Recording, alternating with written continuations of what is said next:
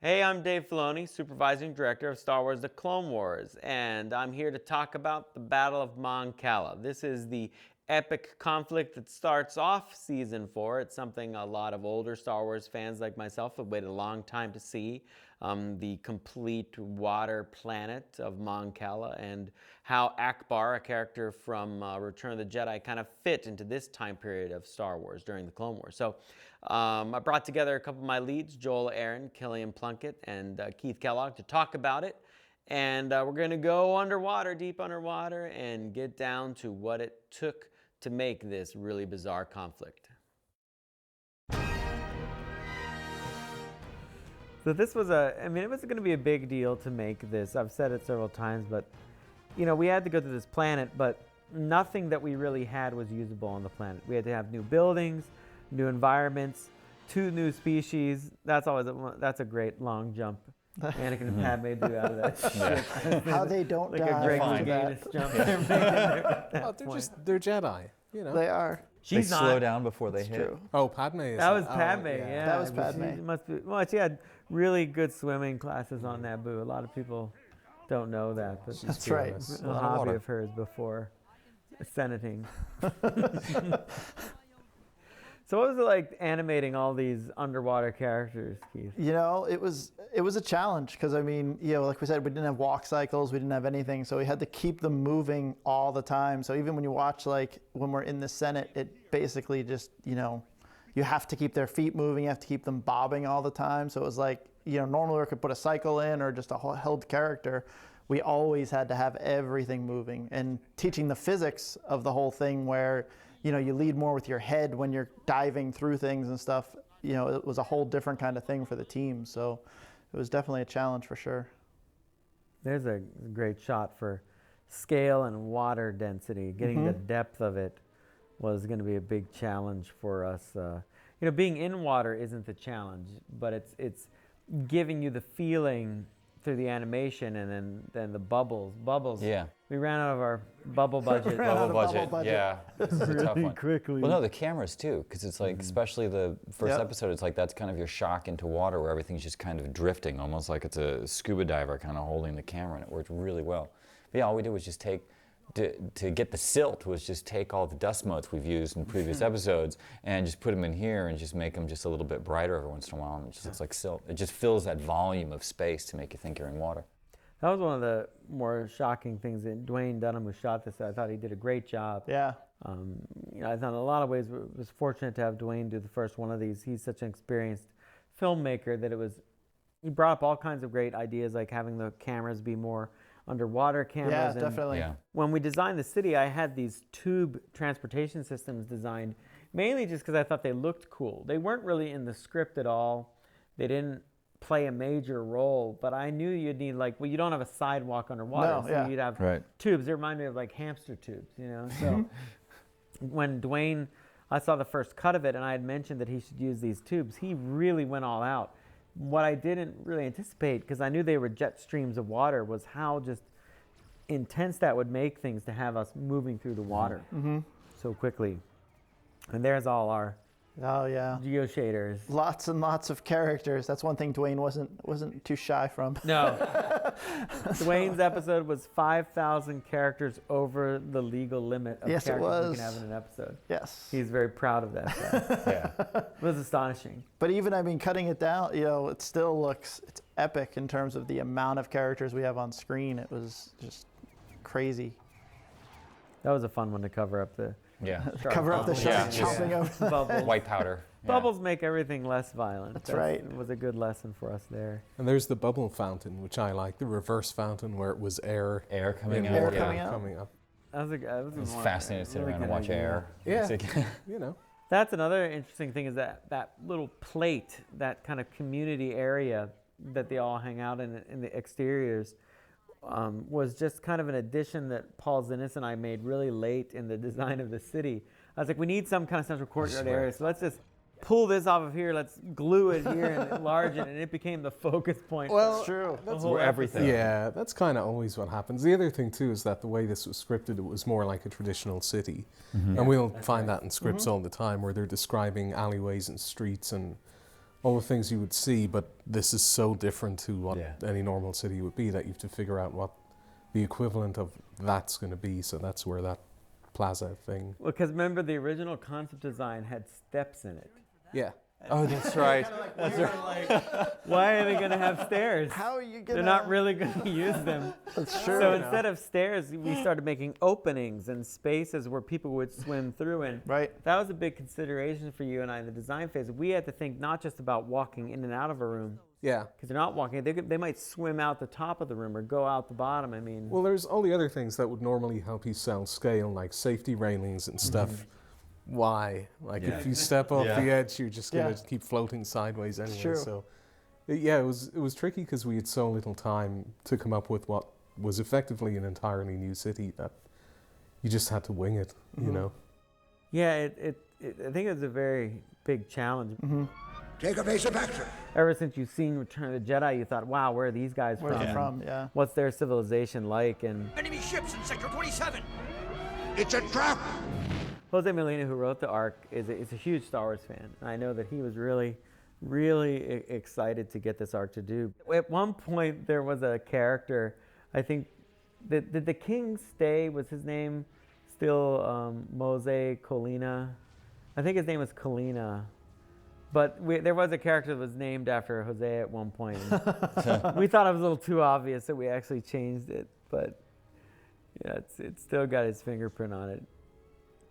He's fun to work with. I mean, it's great when you have people that are very into Star Wars. And it probably shocked people up for me to say that. It's like, but not everybody has this super deep knowledge of everything in the wars. Definitely. Like, you know, This- point it over Point there. the finger. I actually like though. Pointing when- at Joel. What are you talking about? Well, it's good though when people aren't. They're just sort of interested in the story and stuff, so their perspective is not sort of Jaded. tainted. Yeah, They're yeah, just yeah. they're not sort of coming at it from It has reading to be comics or this way. playing Reading, games or yeah. anything. They just want to know what's going They don't have on. a preconceived notion. Right. of Well, there are the things, people yeah. that watch the story, and they actually want to, you know, kind of watch the story and see the story for what it is. And then there are people that almost watch everything with a checklist, saying, Yeah, okay, yeah, well, they yeah. got this right, and they got this right, but they didn't get this they- right, they didn't get this right. And, Well, you weren't the buildings based off of like the spaceships, right? Mon The Calamari Mon cruisers, Calamari, yeah. the cruisers. Yeah, we went down to the archives. Any excuse to get down to the Any archives. excuse. And we did look at all of the models, which are still there of Home 1 and stuff, just to see, you know, what sort of detailing. It's amazing how much of that stuff is just stenciled, sort of airbrush. Yeah. well, the logic was that the ships, if they took off, would take Yeah. off They would vertically. take off you yeah. know, at least from certain areas that an underwater people would have developed ships that could actually lift off from Out of the underwater, water. Yeah. lift out of the water, and then take off. I don't and- know about the physics of that, though. Here he goes. Yeah. There it goes again. surface Well, no, you tension. fill it with air pressure. Yeah, Yeah, but we even got so, this breaking guy. like that much surface He area. designs all coming kinds up. of spaceships that couldn't But he possibly doesn't know- fly, he and doesn't he's know worried how it's about actually gonna physics. work. Yeah, wait, we're talking about squid people that talk too. So. I know, Well, there's yeah. that. Yeah. Spring the trap.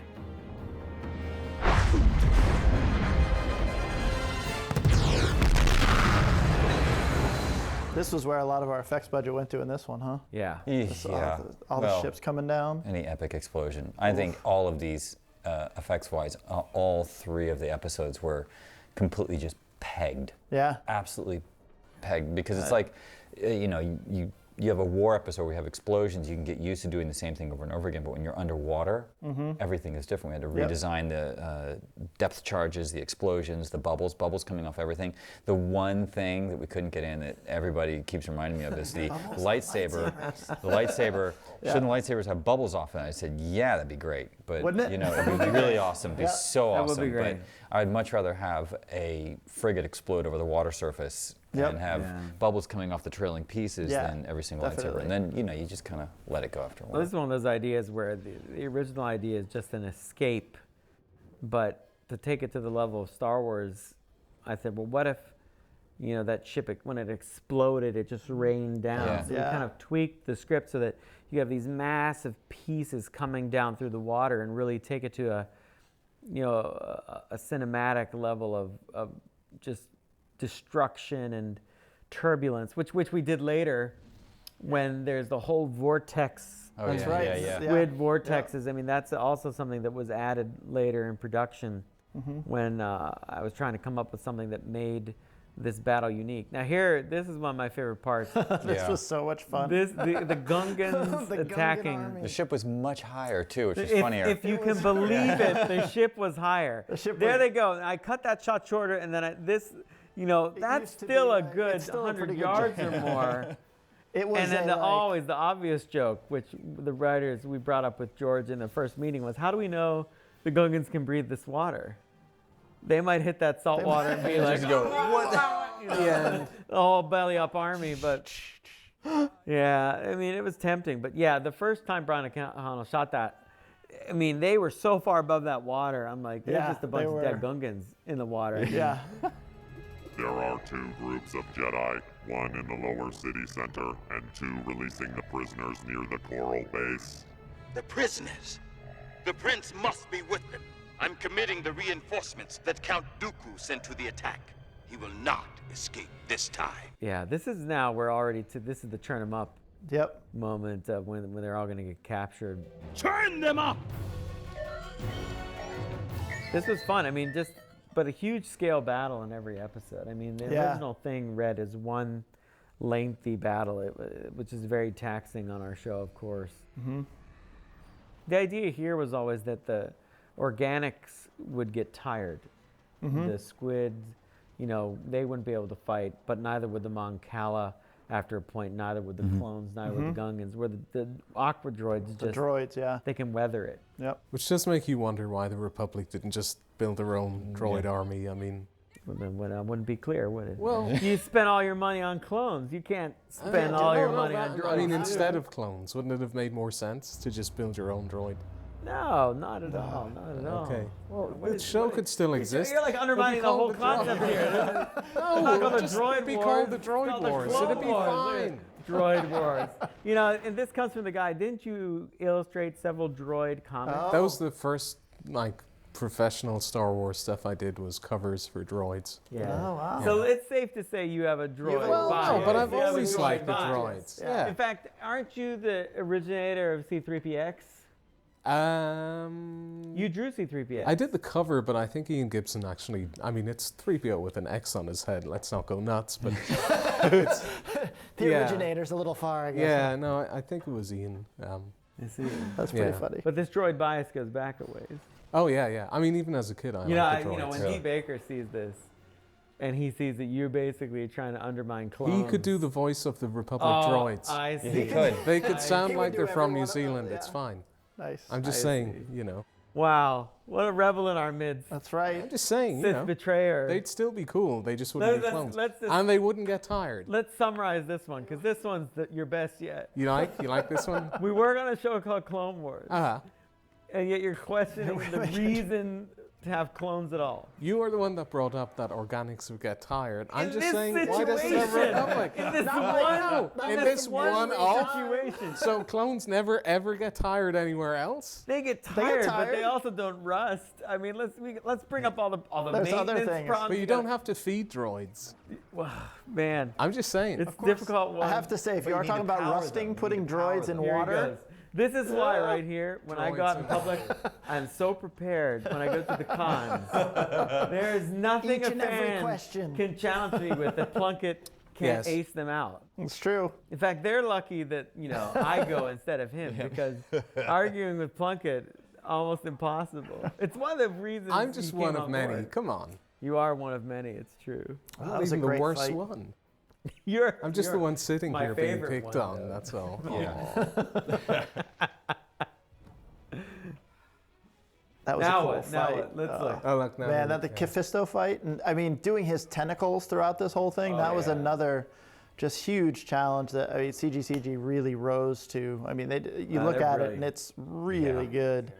I mean, I don't know who decided to put Kit Fisto in this whole thing, but man, Have to have Gifisto. Yeah. Have to have Gifisto. you're right. And evidently he has to be shirtless. Yeah. Yes. That was the There big isn't draw, right? Another option. Yeah, it's good that his Jedi Speedos are still brown, too. It's like, Well, there Always has to brown. be some kind of uniformity That's to right. this, right? yeah. Otherwise, he could be any other. Uh-huh. Any Nautilin, just- yeah. Yeah.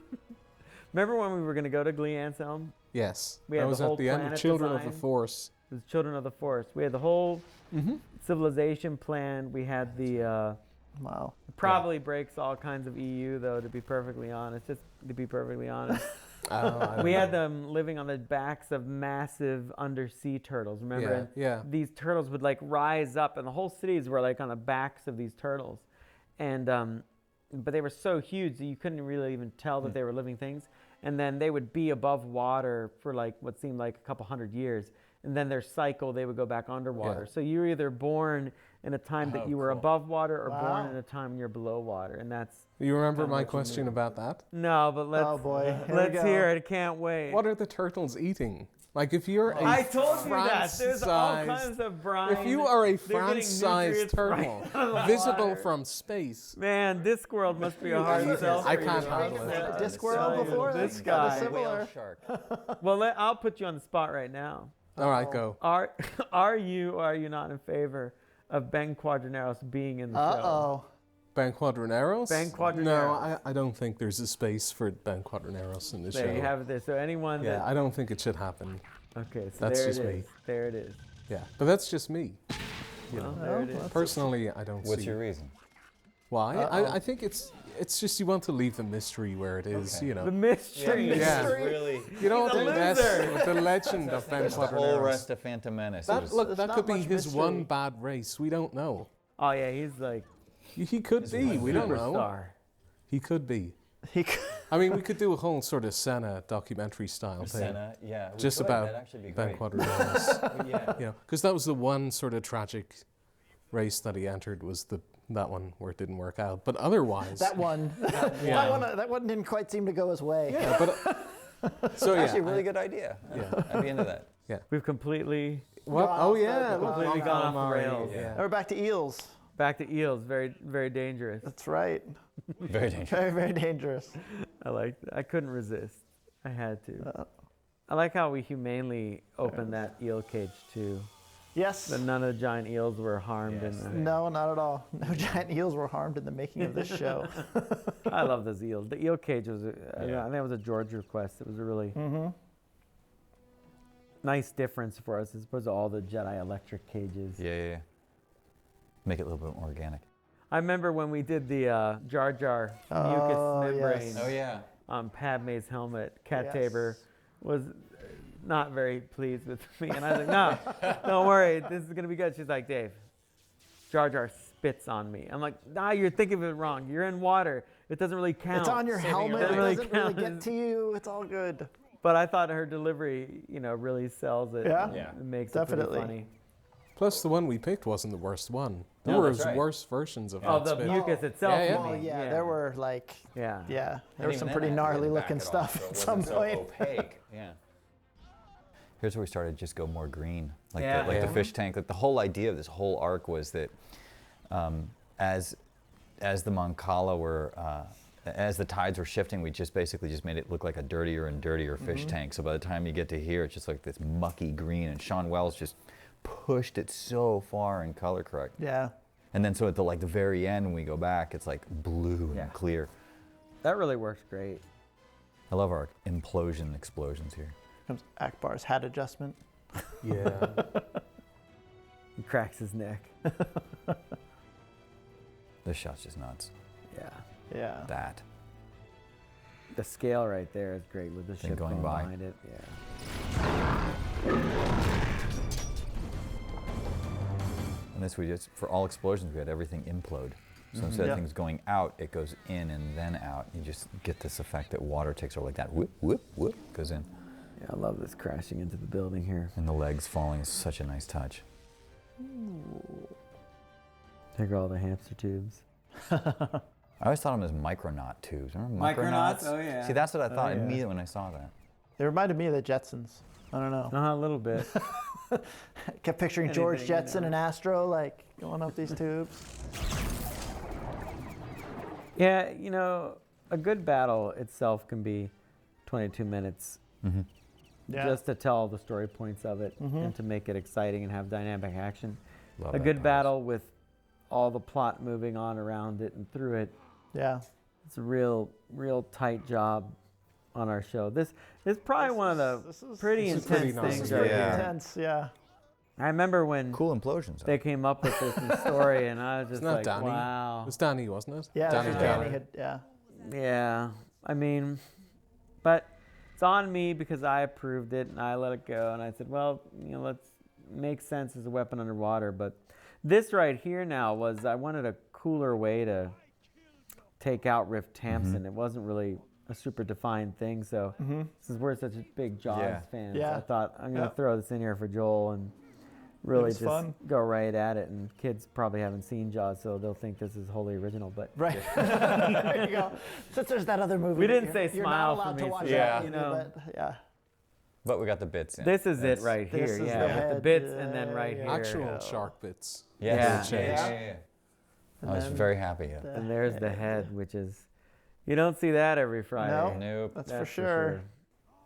He was a cool villain too. I mean, he turned out was. really good for the 4 episodes. It was a good arc. It was a big challenge Yeah, definitely. on the whole production. It was like a completely different movie film Yeah. series for us to do that didn't really, even right down to Anakin and Padme and Ahsoka, we couldn't even use our regular models of them. Everything had to be Everything, built. yeah. So you take these 3 episodes and you're looking at almost universally everything in It's them brand being new. new. Yeah.